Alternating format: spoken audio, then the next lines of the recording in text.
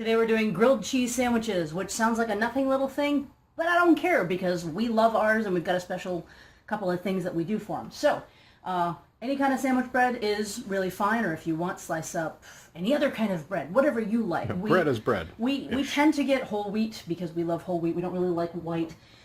And oftentimes, this is just the Nature's Own whole wheat, but we'll get like the nice, thick, hearty stuff with the seeds in it and the stuff on top and all that. Good stuff. That's really good. But the kids even like the sprouted bread is really good. Sprouted bread is really, really good, although it can be hard to find. Baguette is really good. So butter one side of the bread, of course.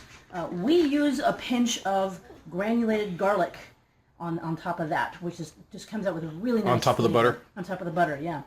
I've already shredded up some sharp cheddar and Parmesan. Do whatever combination of cheeses that you like best. I already did some, and these have that mixture plus some goat cheese in it, but I'm about to do some without any goat cheese because I've got a kid that doesn't like goat cheese. So, not a kid of ours, but... No, it's a kid of ours. So we use a big cast iron flat griddle that we've got over here, but you can, of course, use pretty much any pan. Non-stick is probably good. This is a nice well-seasoned thing, so the non-stick isn't going to come into play.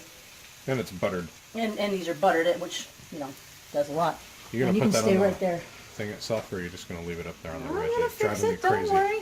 There you go. So we've got our buttered, garlicked stuff on here. I'm just going to put the cheese right on top. You garlicked the cheese? I garlicked the butter. We said... Never mind. It's garlicked, it's buttered, and it's garlicked. And now we're putting cheese on top. I don't really care if I get some onto the griddle because it'll fry up really nice, and then I have little cheese crisps that I can eat because I'm the chef. Those little cheese crunchies are so good. There you go. I start off with a really high heat, and then once it's heated up, I turn it down, and you got to keep a close eye on these guys to make sure that you don't burn them, which I did slightly burn one, but I'll take care of that. I'll do the traditional little scrapey trick. I don't like to do that much because that's getting rid of garlic. All right. So. We'll tap the rest of that onto Yeah, sure.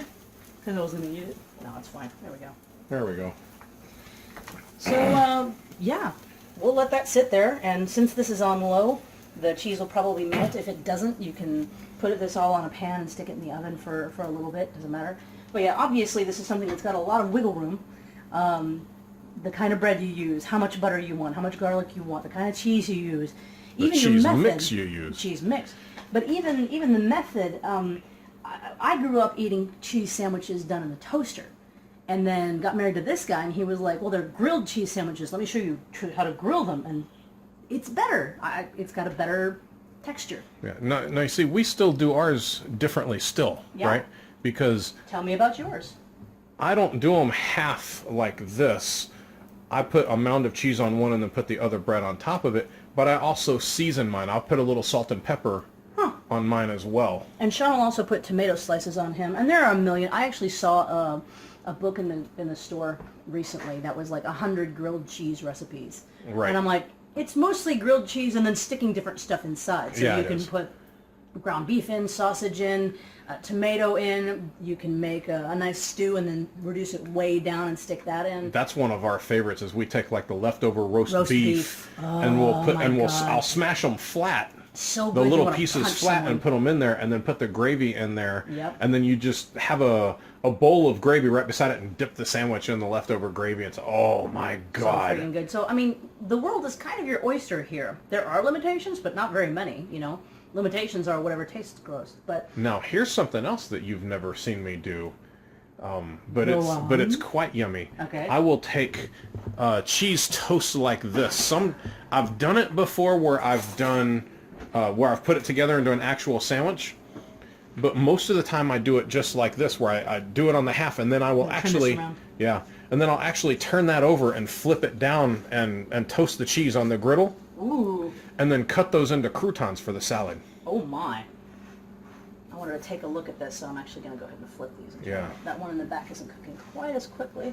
Yep. That's the problem with this long guy right here, right? As you get hot spots. We've only got 2 heat sources, so you get hot spots. But it's not that big of a deal. No, it's not. As long as you keep an eye on it, you're fine. Yeah, as long as you know where your hot spots are, then you can keep an eye on it and move them around to the cold spots, right? When you've got one that's starting to overcook and one that's undercooking, so you rearrange them like you were doing. Yep. Just kind of looking them over. Oh, that one's done. I'm going to take that off. I'm going to put these on a different plate because none of them have goat cheese. I'll put them right there.